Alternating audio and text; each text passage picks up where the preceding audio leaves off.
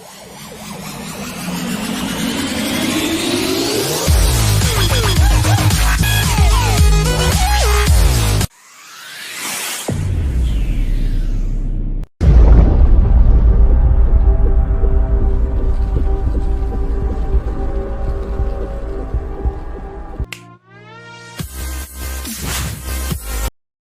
what's up, you guys? It's Dr. Harper, founder at Project Keep 'Em Off the Streets, a 501c3 nonprofit youth organization right here in Georgia, Cobb County to be exact. Also, creative mind behind QTV Multimedia, where pictures are worth 1,000 words, but the video tells it all. Today, coming in hot off the press, he's a father, grandfather, veteran human, civil rights soldier since the 70s. He's also a part of the Cobb SCLC as a field director. He's not only an author of one, but two books titled Immigrant Survival Manual. That's right. That's right.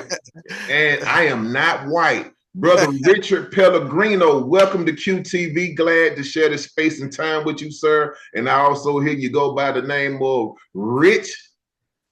The Equalizer. The Equalizer. That's right. That's right. Welcome to QTV, sir. How are you? I'm great. Thanks, Dr. Q, Brother Q. Awesome, awesome, awesome. So we're going to get right into it. Just start off by giving us a little bit of your background, man. I know your resume is kind of lengthy. So, you know, tell us how this all came about, being Rich the Equalizer.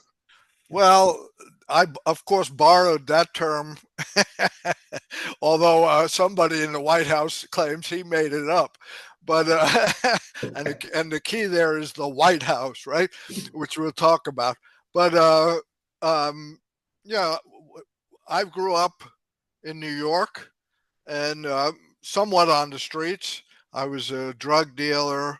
You know, I was inducted into that fraternity because my father was a New York cop, and all the cops' kids were the biggest drug dealers because we couldn't get busted. So that's in my book, a shameless promotion. But actually, they made a movie on TV called The Death of Richie. It's on YouTube back then about our whole drug gang. But the reason I'm mentioning that now is growing up, most kids, but in New York, maybe it was different, a little bit more, but most kids are subject to bullying, you know. And, you know, I was bullied when I was young because I had a big nose, or my name was Pellegrino, you know, so they called me Pelican, different things. But, you know, kids, that's kids, right? Cruel world. Yeah, exactly. That's part of growing up. And, but I developed this distaste, I would say, to use strong words, hate for bullying. I guess, you know, I trace it back to them when I was young. And then growing up, whenever I saw somebody else bullied, I would try to defend them.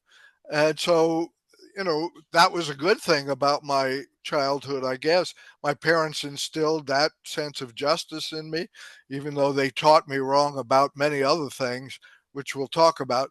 But so I adopted later on the title Equalizer because I'm a writer. And I write, the pen is mightier than the sword and the gun, by the way. And so I equalize. Whenever anybody's elevating themselves with some false sense of superiority based on race, religion, nationality, immigrant status, sexual orientation, whatever it is, then I equalize them. And I write and basically cut them down to equal.